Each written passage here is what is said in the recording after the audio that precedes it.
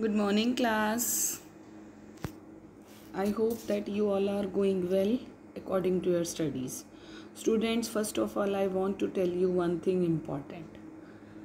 Listen it carefully, students. I am going to give you internal assessment. आपके सितंबर test के लिए या mid term के लिए इंटरनल असेसमेंट का काम होगा और वो इंटरनल असेसमेंट के कैसे करेंगे कि मैं आपको उसका 10 मार्क्स का वेटेज दूंगी। 4 कॉलम्स में है आपका 2.5 ईच और 2.5 ईच नोटबुक्स का है, आपकी रेगुलरिटी है, साथ में पंक्चुअलिटी है और स्टूडेंट्स 4th कॉलम है प्रोजेक्ट वर्क का। इसका एक मैं आपको फ्रेमवर्क करके अभी सेंड करूँगी ग्रुप में ही। तो स्टूडेंट्स, अब हमारा जो चैप्टर है ये challenges to the restoration of Congress system से इसका नाम बदल गया है और वो बन गया है parties and the party system. क्या नाम बन गया इसका चैप्टर का? Parties and the party system.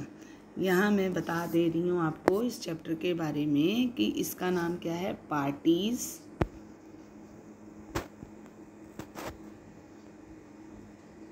And the party system. Students, और ये चैप्टर जो है अब ये कितने मार्क्स का हो गया है? ये है हो गया है 8 मार्क्स का। कितने मार्क्स का हो गया? 8 मार्क्स का। और स्टूडेंट आपने इसके अंदर 4 टॉपिक्स पढ़ने हैं। कौन कौन से? आप इसके अंदर 4 टॉपिक्स पढ़ोगे। पहला पढ़ोगे कांग्रेस,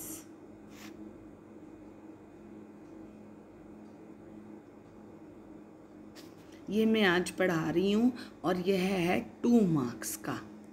कांग्रेस का टॉपिक जो है वो हमारा कितने नंबर का है? 2 मार्क्स का है स्टूडेंट्स। तो उसके बाद से आगे जो हमारे 3 टॉपिक्स और हैं और वो टॉपिक्स मैं आपको रोज़ाना एक एक बना के दूंगी। मल्टी पार्टी, बाई पार्टी और कोलिशन। अब स्टूडेंट्स, आपने बिल्कुल भी कंफ्यूज नहीं होना है। जो वर्बली या पीडीएफ मैंने बना के भेजा है उसके अकॉर्डिंग पढ़ना है। कई बच्चे परेशान हो जाते हैं कि मैडम बुक में ये है, एनसीईआरटी में वो है। उसके सारे टॉपिक्स नहीं पढ़ने, जो है सिर्फ थोड़ा पढ़ना है, क्योंकि कांग्रेस का जो भी पार्ट है वो सिर्फ और सिर्फ 2 मार्क्स का है। कितने मार्क्स का है? 2 मार्क्स का है। इसलिए परेशान होने की ज़रूरत नहीं है। जो आपकी बुक के अंदर डिटेल्ड डिस्क्रिप्शंस हैं उसको सिर्फ आप थोड़ा सा ही अपनी नॉलेज के लिए पढ़ेंगे। तो स्टूडेंट्स, पहले तो मैं आपको जो मैंने आपको नोट्स भेजे हैं उसमें से डिस्कस करके बता रही हूँ कि इंडियन नेशनल कांग्रेस जो है वो एक पॉलिटिकल पार्टी है, वाइड स्प्रेड रूट्स के साथ बहुत जड़ें फैली हुई थी। और जब इंडिया आज़ाद हुआ या इनकी हमारी जो है इंडिपेंडेंस मूवमेंट के अंदर one of the 2 major political parties in India, एक तो बीजेपी फाउंड और दूसरी कांग्रेस। और कांग्रेस जो थी it was founded in 1885। First modern nationalist movement थी ब्रिटिश एम्पायर की और एशिया और अफ्रीका में। स्टूडेंट्स, इसके फाउंडर कौन थे? A.O. ह्यूम, एलन ऑक्टेरन ह्यूम, दादा भाई नौरोजी और दिनशॉ एड्यूजी वाचा, 3 लोग इसके फाउंडर थे। और इसका प्रेजेंटली हेडक्वार्टर जो है that is on 24 Akbar road, new Delhi. और न्यूज़पेपर है कांग्रेस संदेश। और इसके साथ एक गठबंधन की सरकार भी है that is known as UPA government. Sonia Gandhi आप जानते ही हैं लीडरशिप है। और यह it was the party which was established under the leadership of Mahatma Gandhi ji. और उनका एक ही प्रिंसिपल था, सिद्धांत था कि इंडिया को इंडिपेंडेंस दिलवाई जाए। और लोकसभा में आज की डेट में अधीर रंजन चौधरी इनके लीडर हैं, राज्यसभा में गुलाम नबी आज़ाद हैं। अब स्टूडेंट्स, आपको ये भी मालूम होना चाहिए, प्रेजेंट सिचुएशन के अकॉर्डिंग बता रही हूँ कि लोकसभा में 543 सीट्स में से 52 सीट्स कांग्रेस के पास हैं और राज्यसभा में से टोटल 240 सीट्स में से 39 सीट्स कांग्रेस के पास हैं। कांग्रेस जो है that is a big tent party, बहुत बड़ी पार्टी है जहाँ पर liberal social democratic platforms generally इसके कंसीडर्ड करती हैं। और कांग्रेस पार्टी का एक ही नारा है सर्वोदय, मतलब lifting up of all sections of society, समाज के हर वर्ग का उत्थान करना, जिसका मतलब है improvement of the lives of economically, जो लोग पिछड़े हुए हैं, गरीबी से हटाना, removing the poverty from the country, जो पिछड़े हुए हैं उनका उत्थान करना, सोशली मार्जिनलाइज पीपल, जो बैकवर्ड हैं उनको भी ऊपर उठाना। और Congress that is a party which advocates liberty, equality, social justice, welfare state और सेकुलर सोसाइटी के साथ काम कर रही है। पहले भी कर रही थी, आजकल कांग्रेस ऑपोजिशन में है और पहले कांग्रेस रूलिंग पार्टी में थी। अब स्टूडेंट्स, आपको इस टॉपिक के अनुसार ही मैं आपकी बुक के कंटेंट्स दे रही हूँ। तो क्या हुआ स्टूडेंट्स, यहाँ पे अगर हम पॉलिटिकल सक्सेशन की बात कर रही हूँ, स्टूडेंट्स ध्यान से सुनो इस बात को कि एनसीईआरटी का जो मटेरियल है वो सिर्फ आपने अपनी जनरल नॉलेज के लिए और अपनी डीप अंडरस्टैंडिंग के लिए पढ़ना है। जब 1964 में नेहरू की डेथ हुई तो बड़ा मुश्किल हुआ कि किसको बनाया जाए, उनके बाद सीट पे किसको रखा जाए। और जो 1960 का ईयर था या डिकेड्स था, बड़ा डेंजरस डिकेड माना गया क्योंकि बड़ी समस्याएं आई। नेहरू जी की डेथ के बाद लाल बहादुर शास्त्री को लीडर चुन लिया गया और वो जो थे नेक्स्ट हमारे प्राइम मिनिस्टर बन गए थे। शास्त्री जी के टाइम में, उनका टाइम था 1964 टू 66, बहुत बड़े बड़े दो प्रॉब्लम्स आई। एक तो फूड क्राइसिस हुआ, ध्यान से सुनना, एक समस्या आई खाने की कमी, और दूसरा 1965 में पाकिस्तान ने युद्ध छेड़ दिया। शास्त्री जी का एक फेमस स्लोगन था जय जवान जय किसान, और यही जो एक प्रॉब्लम थी इसी मतलब दोनों प्रॉब्लम्स जो थी इसी स्लोगन से ही इनको उन्होंने फेस किया था। जय जवान जय किसान होगा तो जो जवान जो थे सैनिक थे और किसान जो थे वो फूड ग्रोअर्स थे, तो जिससे देश की दोनों समस्याओं का अंत हो सकता था। लेकिन एकदम से क्या हुआ, 66 में शास्त्री जी की डेथ हो गई और कांग्रेस के अंदर बहुत कंपटीशन हो गया। किसके बीच में? मोरारजी देसाई और इंदिरा गांधी जी के बीच में, सक्सेशन के लिए। सक्सेशन मतलब उत्तराधिकार के लिए।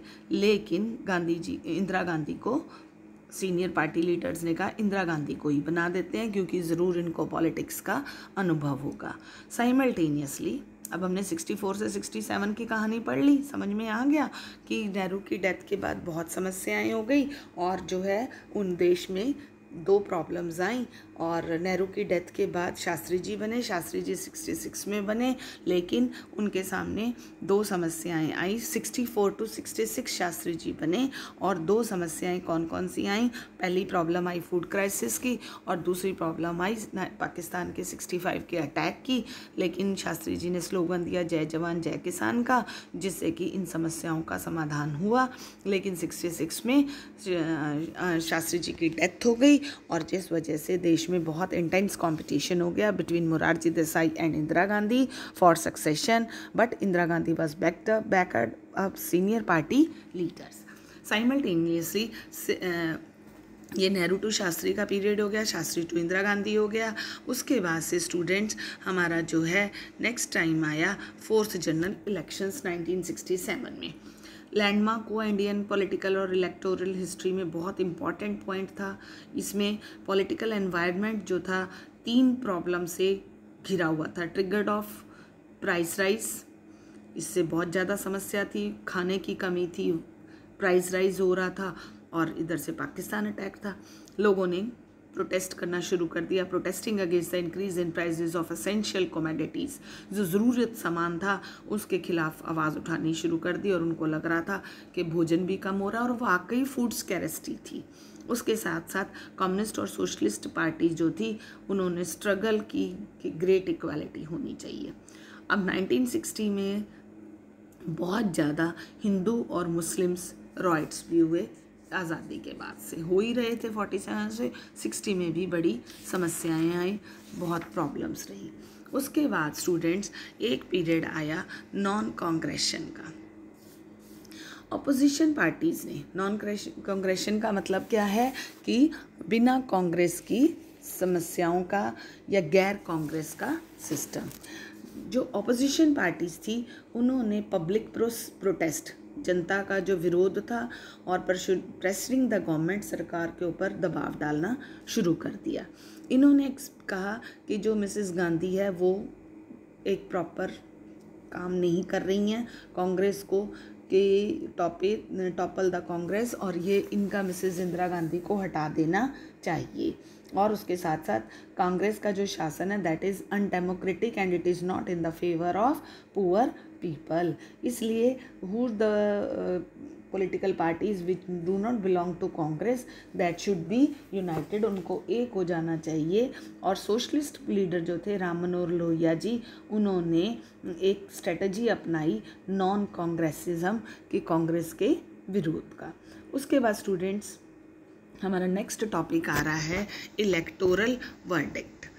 इलेक्टोरल वर्डिक्ट के अंदर क्या है कि 4th general elections to the Lok Sabha and state assembly that was held in 67 में हुआ, और कांग्रेस एट बोथ और नेशनल लेवल्स दोनों पर ही हार गई, और जिससे क्या हुआ, पॉलिटिकल एक अर्थक्वेक लगा कांग्रेस को।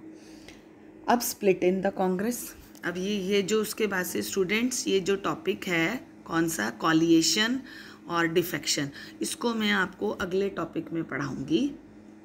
अब split in the Congress, Congress में किस तरीके से आपस में बिखराव हो गया, सिंडिकेट बन गई और इंदिरा गांधी हो गई। सिंडिकेट क्या था, यहाँ पे आपने देखा वर्ड है इंदिरा वर्सेस सिंडिकेट। सिंडिकेट एक ऐसे पावरफुल और इन्फ्लुएंशियल लीडर थे कांग्रेस के जो कि इंदिरा से अलग थे, और वो नहीं चाहते थे कि इंदिरा गांधी जो है वो लीडर बने और काम करे। तो इंदिरा गांधी ने यहाँ पर फेस्ड 2 प्रॉब्लम्स की। एक तो कि सारे लीडर्स उनके खिलाफ थे, और वो दूसरा there was a very big food crisis in the country. तो साइमल्टेनियसली स्टूडेंट्स एक और हुआ कि प्रेसिडेंशियल इलेक्शंस हुए 1969 में, और ये इलेक्शंस जो थे क्लियरली दिख रहा था post of president of India खाली हुई 69 में डॉक्टर जाकिर हुसैन के बाद। और यहाँ पर प्रॉब्लम किस किस के बीच में आई, इंदिरा गांधी और सिंडिकेट के बीच में। सिंडिकेट के सदस्य, सिंडिकेट वाले कौन थे, जो इंदिरा गांधी जी के खिलाफ थे। तो सिंडिकेट के सदस्य जो थे वो एन संजीवा रेड्डी को बनाना चाह रहे थे, लेकिन मिसेस गांधी जो थी वो किसके लिए थी, सपोर्टेड वीवी गिरी, जबकि दूसरे लोग थे एन संजीवा रेड्डी को बना रहे थे। तो दोनों के अंदर ही प्रॉब्लम आनी शुरू हो गई, और फिर उसके बाद से defeat of official Congress candidate formalised the split of the party.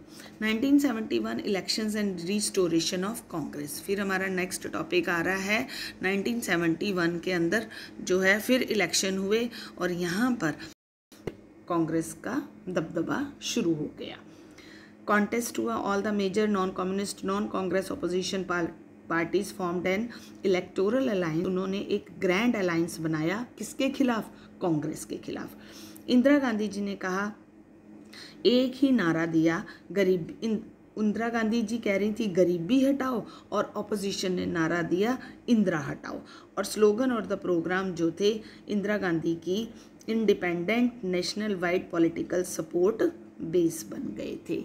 अब इसके क्या आउटकम्स हुए और उसके बाद क्या हुआ, रिजल्ट ऑफ 1971 लोकसभा इलेक्शंस जो थे बड़े अजीब से आए।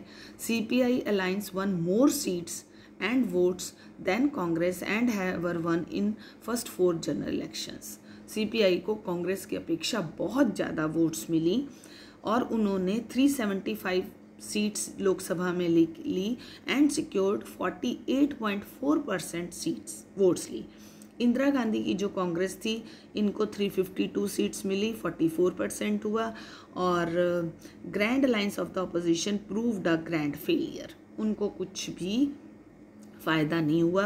Tally of seats was less than 40 seats. पहले तो उन्होंने कह दिया हमारे पास इतनी सीट्स हैं, लेकिन बाद में उनका जो ये गठबंधन था यह टूट गया था।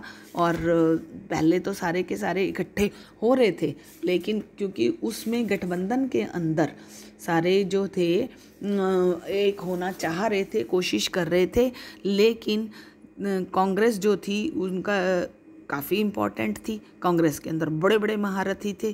तो इसलिए इंदिरा गांधी की पार्टी को जितने वोट मिले थे उसमें से सिर्फ 1/4 ही ऑपोजिशन को मिले थे। और भारी भरकम जीत के साथ इंदिरा गांधी जो थी वो अपने दावे को साबित किया और उन्होंने कहा कि हम ही असली कांग्रेस हैं। यहाँ से फिर इंदिरा गांधी जी का दोबारा से वापसी होती है और जो विपक्ष था, ऑपोजिशन, जिसने ग्रैंड अलायंस दिया था, वो धाराशाही हो गया, ख़त्म हो गया, क्योंकि उनको 40 से भी कम सीट्स मिली थी। अब रिस्टोरेशन जो थी, दोबारा से फिर कांग्रेस की रिस्टोरेशन हो रही थी। ये देखिए, आपको इस कार्टून से भी पता चल जाएगा। फिर 3 से 2, 3 फिर 1 पे ही आ गई थी मिसेस गांधी। उसके बाद से restoration. Indira Gandhi in many ways had री इन्वेंटेड द पार्टी का दोबारा से गठन किया। It was a new Congress उभर कर सामने आई, जो कि पोजीशन नहीं थी, और ऐसी कांग्रेस उभर कर आई जहां पर कि वो उसने लोगों की इच्छाओं का, या कह लो कि दोबारा से उनकी मर्जी का, फिर से वही पुरानी कांग्रेस का पुनर्जीवित करने का काम नहीं था। इस पार्टी ने क्या किया, लोगों को लोकप्रियता का मतलब पब्लिक ओपिनियन प्राप्त करने की काम की। और पार्टी जो थी, काफ़ी जो बैकवर्ड क्लासेस थे उनको इम्पोर्टेंस देना चाह रही थी, क्योंकि इन्होंने ही इनको जितवाया था। तो इंदिरा गांधी ने क्या किया, उसकी नेचर को बदला। किसका? कांग्रेस की नेचर को। Popular unrest and mobilisation around issue of development and economic deprivation continue to grow, बढ़ता ही चला गया था। तो स्टूडेंट्स, अब ये आपको करना है और साथ में जो मैंने नोट्स दिए हैं उसके अकॉर्डिंग आपने काम करना है।